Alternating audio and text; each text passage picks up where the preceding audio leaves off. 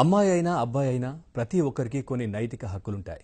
ఈ విషయాన్ని డాక్టర్ ఆనంద్ సందేశాత్మకంగా మనసుకు హత్తుకునేలా ప్రజా హక్కు అనే షార్ట్ ఫిల్మ్స్ లో చెప్పారు. మతాంతర వివాహం చేసుకున్న జంటకు పుట్టి అనాథగా మారిన ఓ చిన్నారి కథను అందంగా చిత్రించి అందరి ప్రశంసలు అందుకుంటున్నారు. ఇప్పుడు ఆ స్టూడియోలో ఆనంద్ గారు, అట్లాగే ఈ మూవీలో నటించిన బాలనటి అవంతిక మనతో పాటు ఏబిఎన్ స్టూడియోలో ఉన్నారు. వారిని అడిగి మరిన్ని వివరాలు తెలుసుకుందాం. ఆనంద్ గారు నమస్తే అండి. అవంతిక హాయ్. ఆనంద్ గారు, మీకు ఫస్ట్ ఆఫ్ ఆల్ కంగ్రాట్స్ అండి. ఈ షార్ట్ ఫిల్మ్ ద్వారా ఎంతో మంచి ప్రశంసలు అందుకుంటున్నారు. అదేవిధంగా ఫస్ట్ షార్ట్ ఫిల్మ్ అయినా కానీ అద్భుతంగా చేశారు. ఎట్లా వచ్చింది థాట్ మీకు అసలు? థ్యాంక్ యూ సో మచ్ అండి. ఫస్ట్ ఆఫ్ ఆల్ అందరికీ, పిల్లలందరికీ హ్యాపీ చిల్డ్రన్స్ డే. ఈ మంచి అకేషన్ రోజున ఇలాంటి ప్రజా హక్కు అనే ఒక షార్ట్ ఫిల్మ్ గురించి మీ అందరూ చేస్తున్న సపోర్ట్కి ధన్యవాదాలు. సో ఫస్ట్ ఆఫ్ ఆల్ నా పేరు డాక్టర్ ఆనంద్ కుమార్ అండి. నేను న్యూఢిల్లీలో ఉంటాను. సినిమాలంటే చాలా ప్యాషన్ చిన్నప్పటి నుంచి.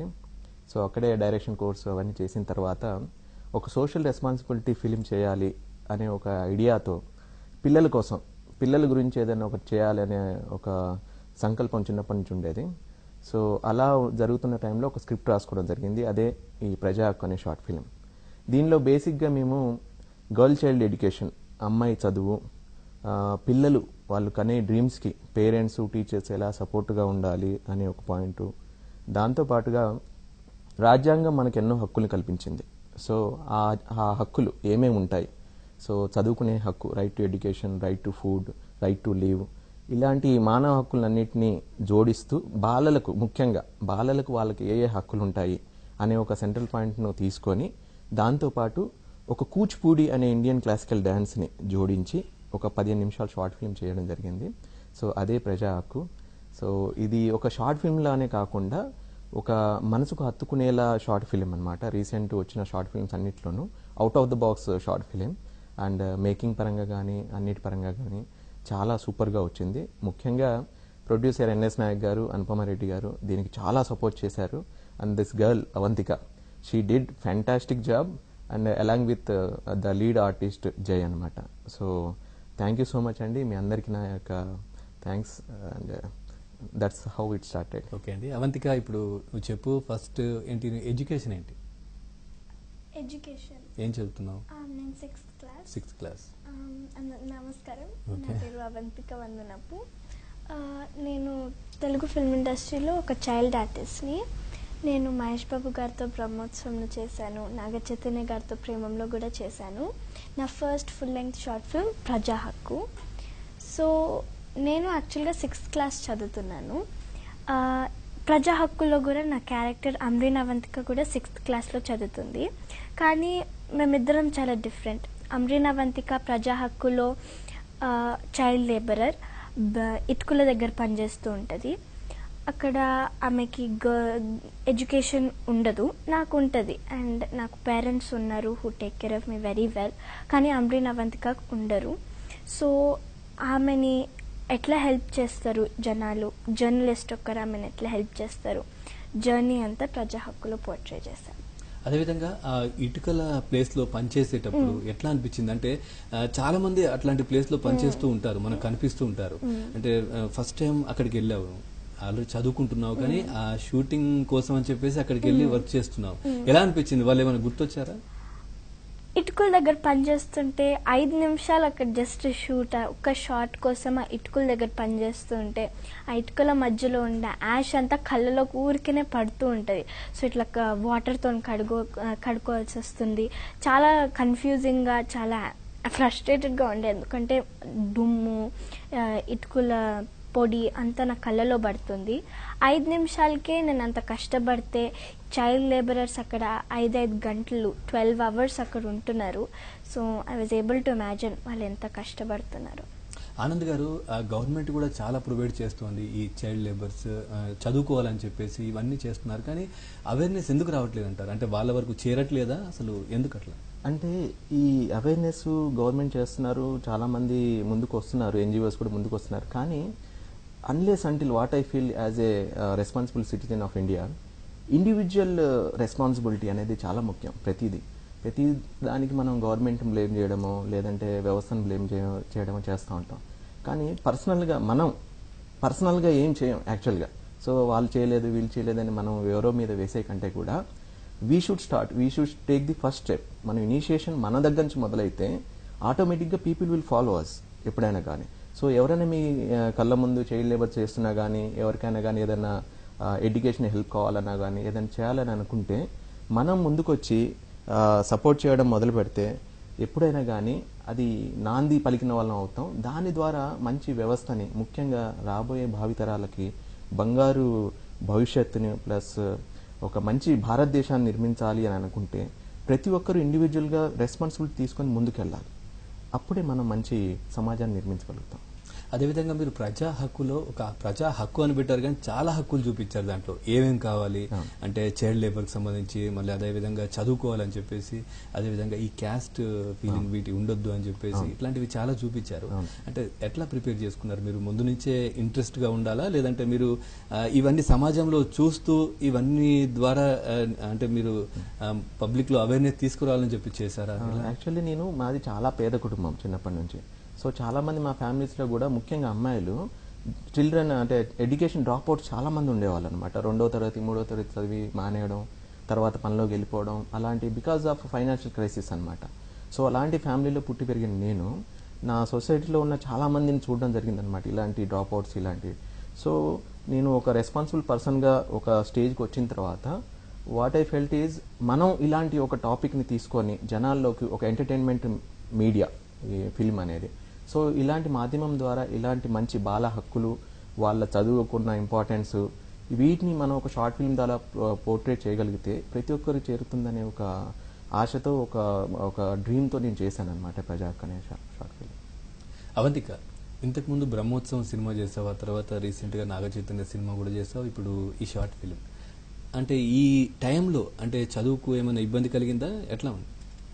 నేను యాక్చువల్గా యుఎస్ నుంచి, అక్కడ నేను స్కూల్లో చదువుకునేదాన్ని, జస్ట్ నార్మల్ స్కూల్లో.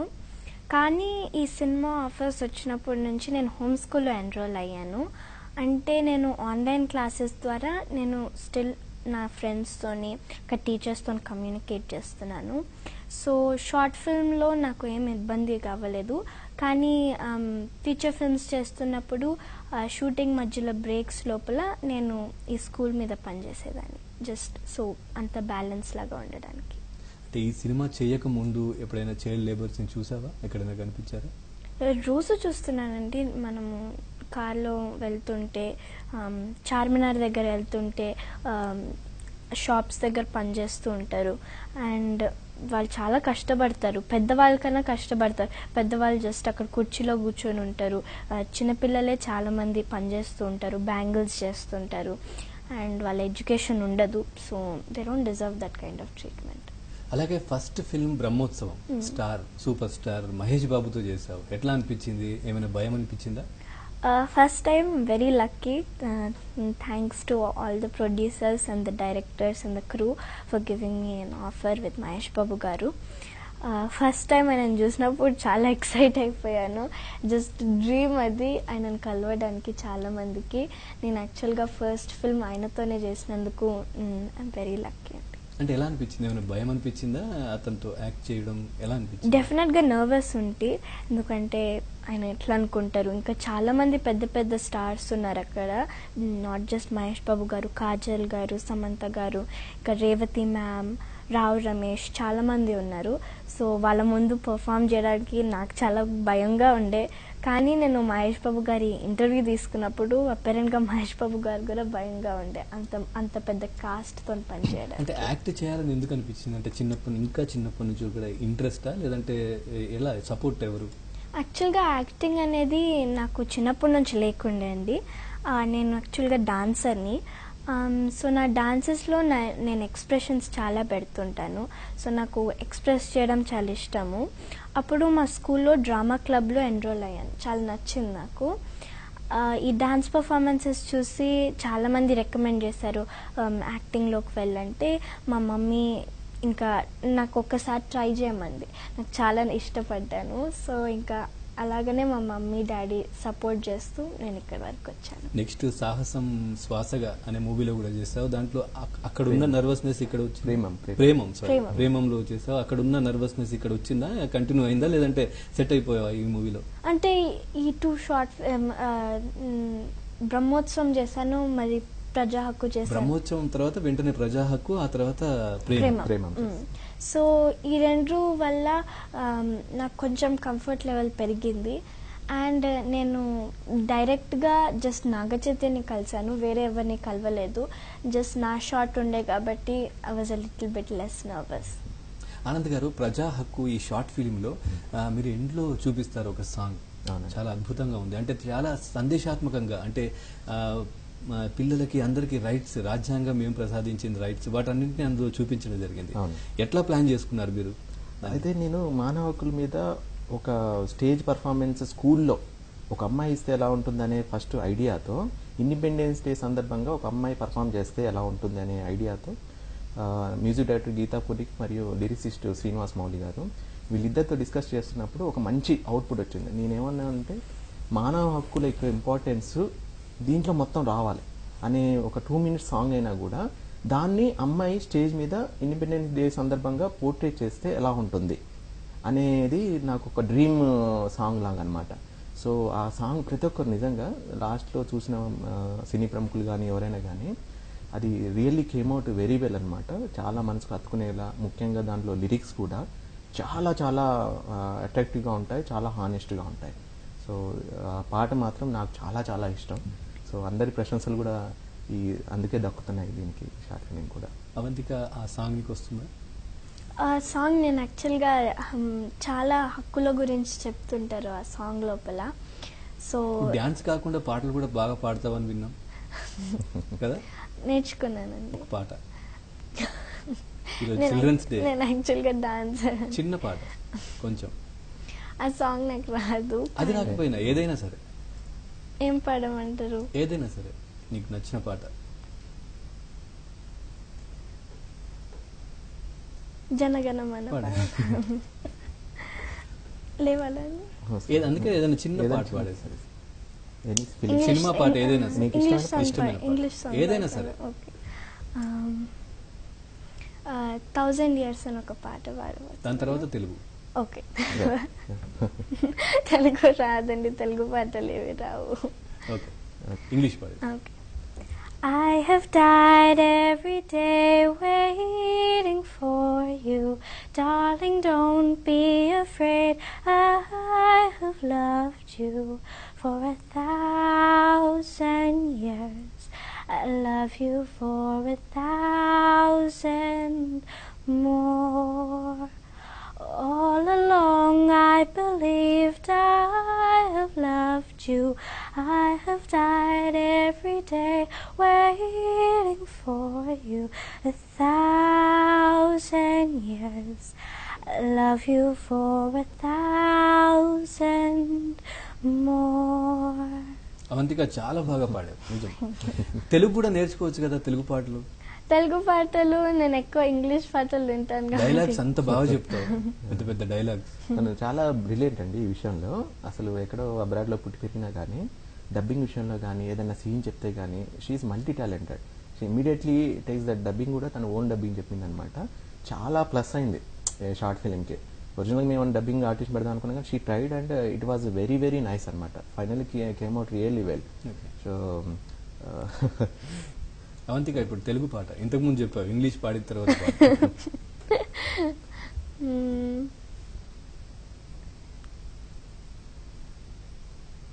అసలు తెలుగు పాటలు చూడలేదా ఇప్పుడు? తెలుగు పాటలు బ్రహ్మోత్సవంలో యాక్చువల్గా తెలుగు పాటలు వింటానండి, కానీ లిరిక్స్ నాకు ఎప్పుడు జస్ట్ ట్యూన్ గుర్తులేదు. అసలు ఈ మొత్తం కంప్లీట్ గా సపోర్ట్ ఎవరు చేస్తారు మీకు ఇంట్లో? ఎక్కువ మా మమ్మీ అండ్ మా ఫాదరు ఇద్దరు చాలా సపోర్ట్ చేస్తారు నాకు. మా మదర్ ఎక్కువ మటుకు నాతోనే ఉంటుంది. యాక్చువల్గా ఆమె చాలా గ్రేట్, ఎందుకంటే ఆమె జాబ్ కూడా నా కోసం మానేసింది. So I'm very thankful for her. కంప్లీట్గా నాతోనే నా క్లాసెస్ అన్నీ చూసుకుంటా చాలా టేక్ కేర్ చేస్తుంటారు. మా డాడీ నా వెనుక ఉన్న సపోర్ట్ నాకు ఎంకరేజ్మెంట్ ఇస్తూ లైక్ ఇద్దరు నాకు బ్యాలెన్స్, ఎవరైనా లేకపోతే నేను ఇంకా ఉండలేను, ఇద్దరు ఉండాలి నాకు. అండ్ మా మెంటర్స్ కూడా ఉన్నారు, ఆనంద్ గారు, మళ్ళీ నా డాన్స్ టీచర్స్, నా టీచర్స్ అందరూ నన్ను చాలా సపోర్ట్ చేస్తున్నారు. కొంతమంది they don't support if their students are going in to the cine field, కానీ వాళ్ళు they trust me and I'm thankful for that. వాళ్ళు నన్ను నమ్మి నన్ను సినీ ఫీల్డ్లో సపోర్ట్ చేస్తున్నారు. ఫ్రెండ్స్ ఏమంటుంటారు స్కూల్లో ఫ్రెండ్స్? నా ఫ్రెండ్స్ యాక్చువల్గా ఇప్పుడు నేను ఎక్కువ మాట్లాడాను వాళ్ళతోని, కానీ ఫోన్ మీద మాట్లాడినప్పుడు చాలా ఎంకరేజ్మెంట్ ఇస్తుంటారు and I miss them a lot. ఎందుకంటే 1.5 year అవుతుంది నేను యూఎస్లో ఉండక, సో వాళ్ళని చాలా మిస్ చేస్తాను.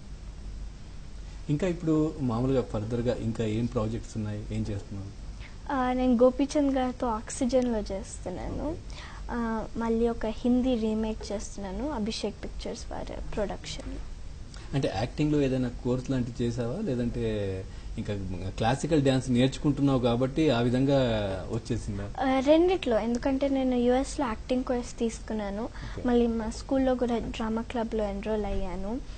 నేను థియేటర్ యాక్టింగ్ కూడా చేశాను, అంటే బ్రాడ్వేకి రిక్వైర్డ్ అయినవి.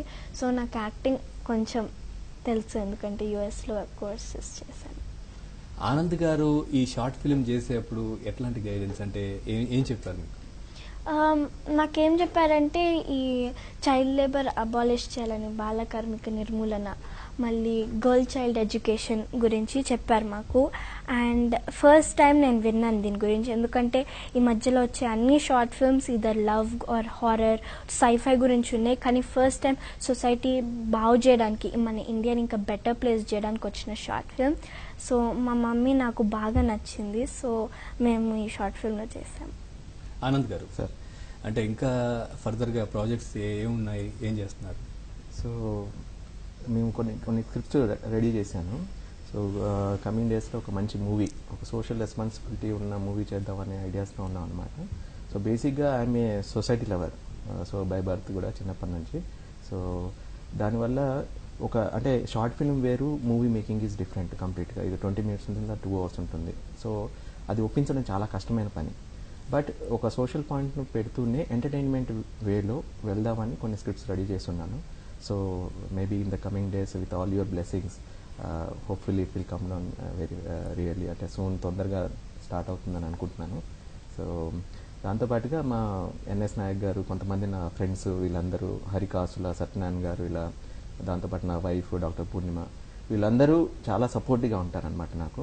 So with all these apart from that, ఈ షార్ట్ ఫిల్మ్ చూసిన తర్వాత ముఖ్యంగా నేను చెప్పాల్సింది ఈ వేదిక పైన మీడియా మిత్రులు ఎంత పాజిటివ్గా దీన్ని తీసుకున్నారంటే, ఏంటండి షార్ట్ ఫిల్మ్స్ రోజుకు ఒకటి వస్తూనే ఉంటాయి, రోజుకు 100 వస్తున్నాయి అనే కాలంలో ఈ షార్ట్ ఫిల్మ్ చూసిన ప్రతి ఒక్కరు, ఇంక్లూడింగ్ ముఖ్యంగా ఏబిఎన్ నుంచి మొదలు పెట్టుకొని ప్రతి ఒక్కరు కూడా పాజిటివ్ రెస్పాన్స్, అసలు చాలా బాగా తీశారు, ఒక సొసైటీ కోసం ఇంత మంచి షార్ట్ ఫిల్మ్స్ ఇంకా రావాలి, రెగ్యులర్ నుంచి కొంచెం పక్కకు వెళ్తూ రెగ్యులర్ వస్తున్నా కూడా ఇలాంటివి సొసైటీకి ఉపయోగపడేవి, ముఖ్యంగా పిల్లలకు ఉపయోగపడేవి ఇలాంటివి వస్తుండాలని సపోర్ట్ చేసుకుంటూ వచ్చారు. సో అందరూ ఈ దాసనారాయణరావు గారు, తమ్మారెడ్డి గారు, రాజ్ కందుకూరి గారు, బి గోపాల్ గారి నుంచి మొదలు పెట్టుకుంటే సినిమా ఇండస్ట్రీలో మీడియా, ప్రతి ఒక్క మీడియా నాకు సపోర్ట్గా నిలిచింది. నాకు చిన్నప్పటి నుంచి ఈ సినిమాలో యాక్చువల్గా షార్ట్ ఫిల్మ్లో జర్నలిస్ట్ క్యారెక్టర్ అనమాట. ఒక జై అనే ఒక జర్నలిస్టు ఒక అమ్మాయిని ఎలా రీస్టోర్ చేశాడు, ఎలా తనకు చదువును కల్పించాడు, తనకున్న హక్కుని ఎలా ఎక్స్ప్లెయిన్ చేశాడు, తనకున్న డ్రీమ్ కూచిపూడి డాన్సర్ అవ్వాలనే ఒక డ్రీమ్ని ఎలా ఫిల్ఫిల్ చేయడానికి తను సపోర్ట్గా నిలబడ్డాడు అనేది మెయిన్ దీంట్లో ఇతివృత్తం అనమాట. సో నాకు చిన్నప్పటి నుంచి మన రామోజీరావు గారన్నా, మన రాధాకృష్ణ గారన్నా చాలా ఇష్టం అనమాట. సో ఆ జర్నలిస్ట్ క్యారెక్టర్ని నేను ఒక ఐడియల్ పర్సన్స్ని బేస్ చేసుకునే చేశాను అనమాట. అలాంటి వాళ్ళు ఇలాంటి అమ్మాయిలకు సపోర్ట్గా నిలబడితే ఎంత బాగుంటుంది అనే ఒక థాట్ నుంచి మొదలైందనమాట. దానికి వాళ్ళ బాల హక్కుల్ని జోడించి ఈ ప్రజా హక్కు షార్ట్ ఫిల్మ్ అనేది తీయడం జరిగింది. మీరు 20 minutesలోనే మెసేజ్ పాస్ చేశారు, అంటే 2.5 hours ఖచ్చితంగా ఒప్పించగలుగుతారు. మీకు అంత మంచి జరగాలి. అదేవిధంగా మీరు దీంట్లో ఈ స్టోరీలో ఈ అంటే ముస్లిం హిందూ క్యారెక్టర్ దాంట్లో జనరల్గా ఈ కూచిపూడి అనేసరికి ఎక్కువగా ఉండదు, ఎక్కువ తీసుకోరు అనమాట. సో ఆ కాన్సెప్ట్ ఎందుకు తీసుకోవాల్సి వచ్చింది? యాక్చువల్గా నేను చాలాసార్లు చూస్తూ ఉంటాను. అంటే ఈ caste discrimination, religion discrimination, local feeling, Telangana, ఆంధ్రప్రదేశ్నో లేదంటే పక్క రాష్ట్రాలనో గొడవలనో ఇలాంటివన్నీ చూస్తూ ఉంటాను. బట్ అసలు యాక్చువల్గా to be honest as a human being మనం చూడాల్సింది ఏంటంటే ఏ ప్రతిభకైనా కానీ కుల మత భేదాలు కానీ ధనిక పేద అనే భేదం అనేది ఉండదండి. ప్రాంతాల విభజన ఇలాంటివి అసలు ఎప్పుడు ఉండకూడదు. సో అలాంటిది ఒక ముస్లిం గర్ల్ అమ్రిన్ అవంతిక అనే క్యారెక్టర్ని నేను ముందుకు తీసుకొచ్చి ఒక ముస్లిం గర్ల్ తనకు కూచిపూడి అనేది ఇష్టం ఉంటే తను ఎలా ముందుకు వెళ్ళగలుగుతుంది, తను పోర్ట్రేట్ చేస్తే సమాజానికి ఒక ఇంటిగ్రిటీ మెసేజ్ కూడా వెళ్తుంది. అంటే దీంట్లో హిందూ ముస్లిం అనేది ఆ సఖ్యతని కూడా ఇంటిగ్రిటీని కూడా చూపించడం జరిగింది ఇండైరెక్ట్గా.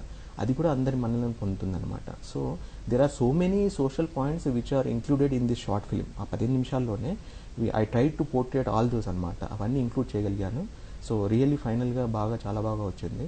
సో అలాంటివి ఉండకూడదు. ఈ బాలల దినోత్సవం సందర్భంగా నేను చెప్పేది ఏంటంటే పిల్లలందరికీ ముఖ్యంగా మీరు పెరుగుతున్న కల్చర్లో స్కూల్స్లో కానీ ఎక్కడైనా కానీ మీ ఫ్రెండ్స్లో కానీ నువ్వు ఆ క్యాస్ట్ నువ్వు ఈ మతం అనే డిస్క్రిమినేషన్ ఉంచకండి. అసలు క్యాస్ట్ అనేది మతం అనేది ఉండకూడదు వాళ్ళ లైఫ్లో. ఎప్పుడు ఒక ఫ్రెండ్షిప్